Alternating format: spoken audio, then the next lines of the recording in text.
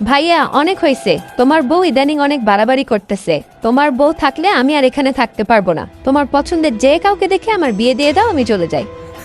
কি বলিস না বলিস, বিয়ের জন্য তো একটা ভালো ছেলেও খুঁজতে হবে নাকি? তাছাড়া তোর ভাবি চাকরি করে, দিনের বেশিরভাগ সময় সে বাইরেই থাকে। তোর ভাবিকে নিয়ে কি সমস্যা তোর? চাকরি করার জন্যই তো এত অহংকার। শোন বোন, কারো সম্পর্কে তুই যখন খারাপ ভাববি, দিন দিন তোর চোখে সে খারাপ হতেই থাকবে। খারাপ হতে থাকবে? খারাপ তো আমি, তাই না? তোমার বউয়ের কোনো দোষই তোমার চোখে পড়ে না।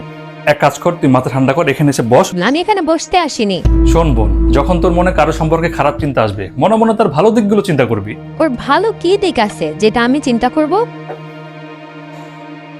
হ্যাঁ, 20,000 টাকা বেশি হয়ে যায় না এই কয়েকদিনের ট্যুরের জন্য? আমি এত টাকা ভাইয়ের কাছে কিভাবে চাইবো এখন? আমি হয়তো যাবো না রে, তোরা যা। এই যে নে। এর ভেতরে কি আছে? তুই নাকি কোন বান্ধবের সঙ্গে কথা বলতেছিলে ট্যুরে যাওয়া নিয়ে, তোর 20,000 টাকা লাগবে। হ্যাঁ তা লাগতো, কিন্তু আমি যাবো না বলে দিছি। তো যাবি না আবার কেন? এখানে 20,000 টাকাই আছে। তুই যখন কথা বলতেছিলি তোর ভাবি তোর কথা শুনছে, শুনে তোর ভাবি এই টাকাটা পাঠাইলো। আর হ্যাঁ, তোর ভাবি কিন্তু অনলাইন বিজনেসের জন্য টাকা জমাচ্ছিল, সেইখান থেকে এই টাকাটা তোকে দিছে।